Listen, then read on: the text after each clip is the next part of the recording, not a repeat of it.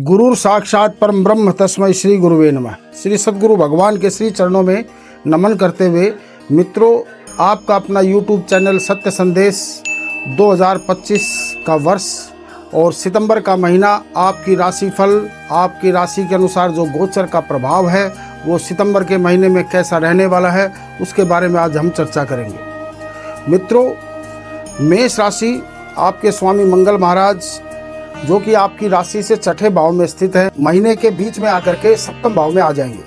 तो शुरुआत के जो दिन हैं उनके अंदर आपको थोड़ा सा सावधानी बरतनी पड़ेगी अपने स्वभाव में, और अपने स्वास्थ्य में भी हल्का सा थोड़ा सा देखभाल करके ही चलना पड़ेगा, क्योंकि मंगल छठे भाव में जब होता है तो हल्का सा आत्मविश्वास को कम करता है। कोई भी लग्नेश जब छठे आठवें बार वे घर में विराजमान होता है तो वह व्यक्ति के आत्मविश्वास में थोड़ी कमी करता है। तो आपको इस बात का थोड़ा ध्यान रखना है और ज़्यादा स्ट्रेट फॉरवर्ड होकर के नहीं बोलना है, थोड़ा धैर्य बरतना है शुरुआत के 15 दिनों में।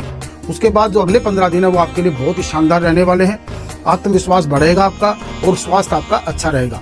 उसके अलावा जो आपका दूसरा घर है यानी धन भाव है, उसमें चलते हैं। उसके स्वामी शुक्र महाराज बहुत ही अच्छी स्थिति में चतुर्थ भाव में विराजमान होने के कारण वह आपके लिए बहुत ही शुभकारी और धन को बढ़ाने वाले, आपके जीवन में जो बैंक बैलेंस है उसको बढ़ाने के साथ साथ आपकी वाक सिद्धि जो है, बोलने की कला है, उसमें भी बहुत ही अच्छा उसके द्वारा आपको फायदा मिलेगा। इसके अलावा आखिरी के जो 15 दिन रहेंगे उनमें शुक्र बदल करके पंचम भाव में आ रहे हैं केतु के साथ में, तो बाद के 15 दिनों में अपनी वाणी पर थोड़ा सा अपने सावधानियां अंकुश बरतना ही पड़ेगा। तो आपको इस बात पर ध्यान रखना है। मुख्य रूप से इस भाव से संबंधित जो वाणी है और धन है वो आपके लिए बढ़ोतरी का और अच्छा योग देने वाला प्रभाव ही इस महीने में बन रहा है।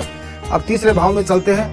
तीसरा भाव पराक्रम को देने वाला, भाई बहनों के साथ जो आपके संबंध रहेंगे वो अच्छा रहेंगे, और गुरु महाराज वहाँ विराजमान होने के कारण और उनके स्वामी बुद्ध महाराज वह भी आपके पंचम भाव में हैं, इसलिए भाई बहनों के साथ साथ अच्छे संबंध रहने के बावजूद भी पराक्रम आदि में भी वृद्धि होगी और आपका आत्मविश्वास भी काफ़ी बढ़ा रहेगा और इससे आपको फायदे होंगे। इसके अलावा गुरु महाराज की जो दृष्टि है, 7वीं दृष्टि नवम भाव पर, वह आपके भाग्य को बढ़ाने वाली, आपके धर्म को बढ़ाने वाली और आपके जीवन में बहुत सारे प्रचुर रूप से अच्छी चीजों को देने वाली रहेगी और साबित होगी। तो इसका आपको फायदा उठाना है। चतुर्थ भाव में चलेंगे। चतुर्थ भाव में यानी सुख जैसे हमें देखते हैं, घरेलू सुख, माता का सुख, वाहन आदि का सुख, उसके जो स्वामी हैं चंद्र महाराज वो चलते रहेंगे, लेकिन चतुर्थ में शुक्र महाराज का विराजमान होना शुरुआत के दिनों में बहुत ज्यादा आपको प्रचुर कुछ अच्छी चीजें आपको मिल सकती हैं, लग्जरीज आपके जीवन में बढ़ सकती हैं और शुरुआती दौर में आप कुछ घरेलू सुख सुविधाओं से संबंधित सामान भी आपके जीवन में बढ़ेगा, उससे वाहन आदि के भी लेने के संकेत बनते हैं। पंचम भाव में चलते हैं। उस भाव में आपकी विद्या, ज्ञान और आपकी संतान से संबंधित चीज़ों को देखते हैं, तो शुरू के 15 दिन आपके काफ़ी अच्छे गुजरने वाले हैं और बाद के जो 15 दिन है उसमें थोड़ा सा एक्स्ट्रा ध्यान रखना पड़ेगा। तो इसमें आपको बाद के 15 दिनों में अपनी संतान का थोड़ा ज़्यादा ध्यान रखना है ताकि वो कुछ छोटी मोटी गलती ना करें और आपको भी अपनी विद्या, बुद्धि और ज्ञान के द्वारा पूरा लाभ मिले। तो इस बात पर आपने ध्यान रखना है। तो बाद के 15 दिनों में ध्यान रखेंगे। शुरू के 15 दिन आपके बड़े कमाल के गुजरेंगे, जिससे आप अपनी वाक सिद्धि से, अपने ज्ञान से बहुत ही लाभ उठाएंगे और आपका कोई भी विशेष रूप से शत्रु रूप में या किसी भी रूप में आपका बुरा नहीं कर पाएगा और इससे आपको बहुत ही ज्यादा लाभ मिलेगा, क्योंकि लाभ भाव में राहु महाराज विराजमान है जो सामने से देख रहे हैं।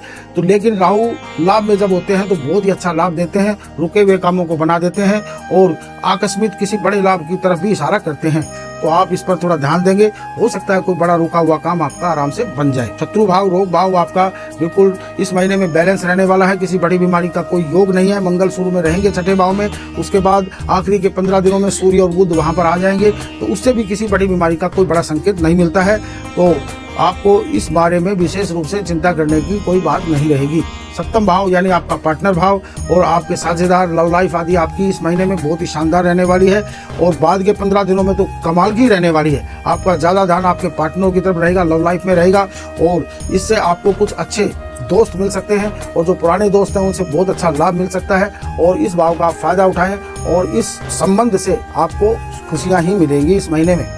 उसके बाद अष्टमेश यानी आयु के यानी मृत्यु घर के जो मालिक है मंगल महाराज, वो छठे घर में विराजमान होने से ये बहुत ही कमाल के हैं और उसके बाद में शुरू के 15 दिन तो आपके लिए बहुत ही शानदार रहने वाले हैं। उसके बाद के जो 15 दिन है वह भी आपके लिए मध्यम और अच्छे ही रहेंगे। स्वास्थ्य की दृष्टि से बड़ी किसी बीमारी का संकेत नहीं मिलता है और इस तरह से आपके शरीर पर किसी प्रकार की बड़ी बीमारी का या किसी बड़ी चोट का या किसी बड़े प्रकार की दिक्कत आने का कोई संकेत नहीं मिलता है। नवम भाव भाग्य भाव और आपका जो धर्म भाव है, जिससे हमारे पूर्व जन्म के संचित भाग्य के आधार पर हमें फल मिलते हैं। गुरु महाराज की दृष्टि होने के कारण वह आपका स्मूथ चलेगा, भाग्य आपका साथ देगा इस महीने में, और आप धार्मिक रहेंगे और अच्छी अच्छी चीजों में आपका मन लगेगा और निश्चित रूप से आपको कुछ अच्छी सफलताएं मिलेंगी। कर्म भाव के स्वामी शनि महाराज जो कि द्वादश भाव में विराजमान है, वह आपके जीवन में इस महीने में कुछ छोटे मोटे खर्चे करा सकते हैं, लेकिन विशेष रूप से किसी बड़े गलत खर्चे का योग नहीं बनता है। तो मित्रों, शनि की आपको 7.5 भी चल रही है आपकी राशि से, मेष राशि पर। तो इस तरह से किसी प्रकार का आपके साथ शनि महाराज अन्याय नहीं होने देंगे, लेकिन कुछ खर्चे कराने के ये संकेत देते हैं। तो आपको थोड़ा सा सावधानी और थोड़ा सा अपने आप को शांत रह करके बुद्धि विवेक से काम लेना ही पड़ेगा, खर्चे के मामले में बता रहा हूँ मित्रों। उसके बाद राहु महाराज आपके एकादश भाव में स्थित होने से वह आपके लिए बड़े अच्छे लाभ देने वाले हैं इस महीने में। और आगे पीछे भी राहु क्योंकि इसी राशि में विचरण कर रहे हैं, तो आपके जीवन में जो ये समय चल रहा है, इसमें अच्छे लाभों का योग बनता है और कुछ अच्छे बड़े काम आपके रुके हुए बन सकते हैं। तो इस राहु का लाभ उठाएं और थोड़ा सा प्रयास करेंगे तो आपको बड़े प्रचुर धन संपदा आदि से संबंधित बिगड़े हुए जो काम है वो आपके बन जाएंगे। और हानि में शनि महाराज विराजमान है, तो जैसा कि मैंने बताया, किसी बड़ी गलत हानि का योग नहीं बनाते हैं शनि महाराज। मित्र राशि में, सम राशि में होने के कारण से वह आपके लिए अनिष्ट नहीं करेंगे, लेकिन फिर भी कुछ खर्चा करा सकते हैं, तो थोड़ा सा सावधानी बरतेंगे। तो इस तरह से यह महीना मूल रूप से आपके लिए अच्छा रहने वाला है। धनु राशि आपके लिए सबसे उत्तम रहने वाली है, सिंह राशि बहुत ज्यादा बढ़िया रहने वाली है। उसके अलावा आपको वृश्चिक राशि से और कन्या राशि से थोड़ी सावधानियां बरतनी पड़ेंगी। पीला रंग आपके लिए बहुत ही शानदार रहने वाला है, लाल रंग भी आपके लिए अच्छा रहेगा। हरे रंग से इस महीने में आप थोड़ा सा परहेज रखेंगे तो आपके लिए अच्छा होगा। इस महीने में आपको श्री हनुमान जी महाराज की पूजा अर्चना करनी चाहिए, इससे आपके जीवन में जो भी इस महीने में जो छोटी मोटी दिक्कतें हैं वो दूर हो जाएंगी और आपको शुभ फलों की प्राप्ति होगी। श्री हनुमान जी महाराज का सुंदरकांड का अगर आप पाठ करेंगे और हनुमान चालीसा के साथ नित्य प्रति हनुमान जी महाराज को प्रणाम करते हुए इस महीने में उनकी शरण लेंगे, तो यह महीना आपके लिए और ज्यादा फायदे देने वाला होगा। तो इस तरह से मासिक फलादेश लेकर के हम आपके सामने हर महीने आते हैं मित्रों। आपका अपना YouTube चैनल सत्य संदेश आप अपने मित्रों को बताएं, सब्सक्राइब करें जिन दोस्तों ने नहीं किया है। और भी अच्छी अच्छी धर्म की जानकारी और ज्ञान की बातें सुनने के लिए हमारे साथ बने रहेंगे और आपका कल्याण हो, आप स्वस्थ रहें, आपके घर में खूब खुशी आए। इन्हीं शुभकामनाओं के साथ नमस्कार।